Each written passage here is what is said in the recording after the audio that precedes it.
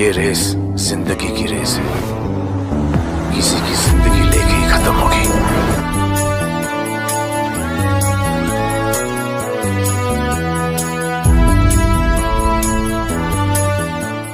दोस्तों, पिछले वीडियो में हमने देखा था कि कैसे FBI ऑफिसर्स को कहीं से इंफॉर्मेशन मिलती है कि लिटिल बोहेमिया लॉज में दिलिंगर और उसका एक साथी नेल्सन पहुंचा हुआ है।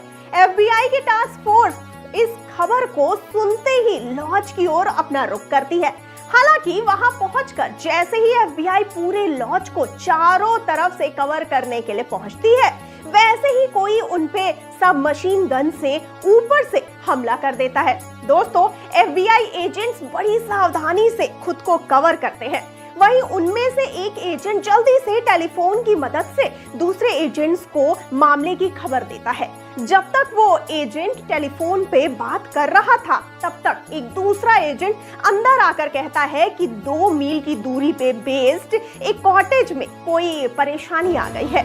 दोस्तों, इस सूचना पर FBI के स्पेशल एजेंट कार्टर एक कांस्टेबल और दूसरे FBI एजेंट के साथ 2 मील की दूरी तय कर उस जगह पर पहुंच जाते हैं जहां पे उन्हें एक कार पार्क्ड की हुई मिलती है। दोस्तों, कांस्टेबल के अकॉर्डिंग वो कार शायद किसी लोकल रेसिडेंट्स की थी। वहीं दूसरी कार में दिलिंगर का साथी नेल्सन 3 लोकल रेसिडेंट को गन पॉइंट पे पकड़ रखा था। नेल्सन ने तुरंत अपनी रिवॉल्वर को FBI के कार पे पॉइंट कर रखा और उन्हें कार से बाहर आने को कहा, पर जब तक FBI उसकी बातों को मानते, उससे पहले ही नेल्सन ने गोली चला दी, जिसमें स्पेशल एजेंट कार्टर मारा गया। दोस्तों, वहीं नेल्सन की गोली से दूसरा एजेंट और कांस्टेबल बुरी तरह से घायल हो चुके थे। नेल्सन तुरंत अपनी गाड़ी पे बैठ जाता है और मौके से फरार हो जाता है। वहीं बोहेमिया लॉज में सब मशीन की गोलीबारी जब रुकती है, उससे पहले ही दिलिंगर वहां से जा चुका होता है। जब अगली सुबह एजेंट्स लॉज के अंदर जाते हैं, तो उन्हें वहां पर सिर्फ और सिर्फ 3 डरी हुई औरतें मिलती हैं। पिछली रात दिलिंगर और उनके 5 साथी एजेंट्स के लॉज को घेरने से पहले ही वहां से भाग चुके थे।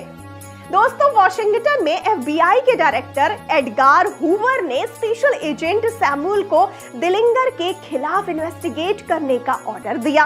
सैमुअल ने शिकागो में FBI का एक हेडक्वार्टर फॉर्म किया, जहां पर उसके साथ शिकागो ऑफिस के इंचार्ज और स्पेशल एजेंट मेल्विन भी मौजूद थे। दोस्तों, इस क्रम में होता क्या है कि जब तक दोनों एजेंट्स मिलकर अपनी स्ट्रैटेजी को उस हेडक्वार्टर में प्लान करते थे, तब तक सैमुअल के अंडर में मौजूद दूसरे एजेंट्स शिकागो पुलिस के साथ मिलकर रूमर्स और टिप्स पे अपनी नजर बनाए हुए थे।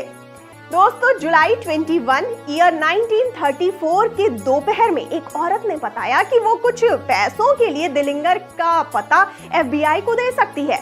उस औरत ने अपना नाम एना सेज बताया।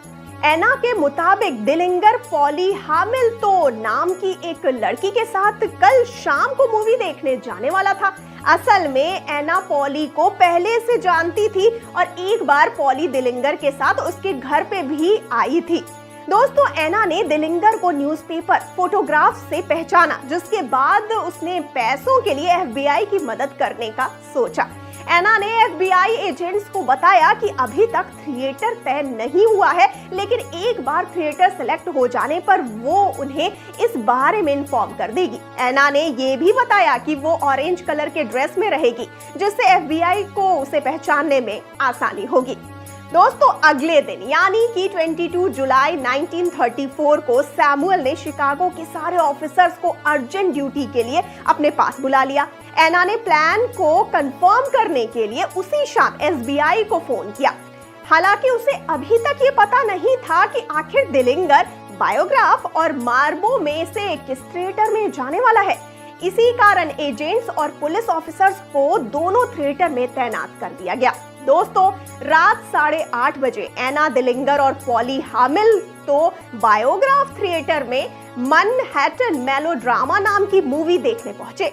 एजेंट मेल्विन ने स्पेशल एजेंट सैमुअल को फोन कर जानकारी दी कि दिलिंगर बायोग्राफ थिएटर में मौजूद है। जिस वजह से सारे एजेंट्स और पुलिस ऑफिसर मार्बो थिएटर से सीधे बायोग्राफ थिएटर पहुंच गए।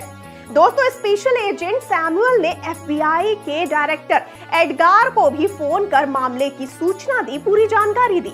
एडगर ने सैमुअल से कहा कि भीड़ से भरे थिएटर में आम लोगों की जानों को रिस्क में डालने से अच्छा है कि उन्हें बाहर ही वेट कर लेना चाहिए। इसके बाद सभी एजेंट्स को इन्फॉर्म कर दिया गया कि उन्हें बिना मतलब के खुद की जान को खतरे में डालने की कोई भी जरूरत नहीं है।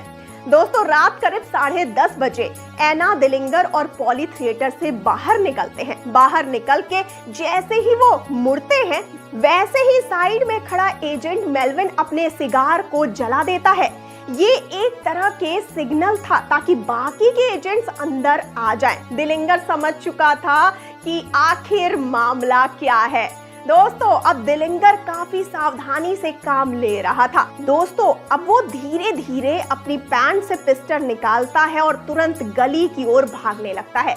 एफबीआई एजेंट के गन से पीछे से 5 शॉट्स फायर किए गए, जिसमें से 3 दिलिंगर को लगे और वो मुंह के बल जमीन पर गिर गया। 22 जुलाई 1934 की रात करीब 10:50 पर दिलिंगर को पास के ही एक हॉस्पिटल में डेड अनाउंस कर दिया गया। दिलिंगर पे 3 एजेंट ने मिलकर फायर किया। हालांकि उन्होंने कभी ये नहीं बताया कि उनमें से किसने असल में दिलिंगर को मारा था। एफबीआई के डायरेक्टर एडगर हूवर ने इन तीनों एजेंट्स की बहादुरी की तारीफ की।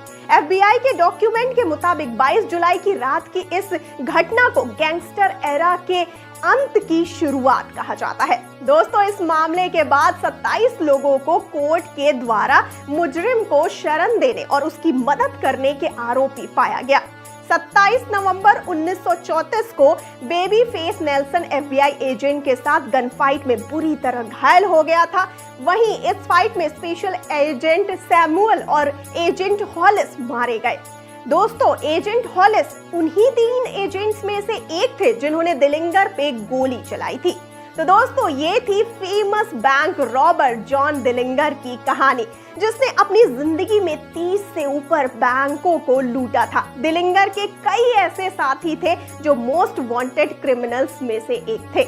दोस्तों, धूम 4 की कहानी की अगर हम बात करें तो दिलिंगर जैसा एक खतरनाक क्रिमिनल फिल्म में शामिल होते ही इंस्पेक्टर दीक्षित के लिए बड़ी मुसीबत बन सकता है। इस कहानी में अगर धूम का मेन कैरेक्टर दिलिंगर की तरह चालाक बैंक रॉबर हुआ तो कहानी काफी इंटरेस्टिंग हो जाएगी, क्योंकि ऐसी कहानी में गैंगस्टर के साथ पुलिस ऑफिसर्स का भी मर्डर होगा, गन फाइट्स होगी और खूब सारा एक्शन होगा।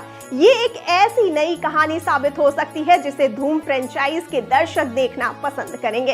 तो दोस्तों, आपका इस पे क्या कहना है? अपनी राय हमें फटाफट से बताइए कमेंट सेक्शन में, और जाते जाते इस वाले वीडियो को कर दीजिए लाइक और शेयर, और चैनल को सब्सक्राइब करना बिल्कुल ना भूलिए। और मुझे यानी श्रुति को दीजिए इजाजत। नमस्कार।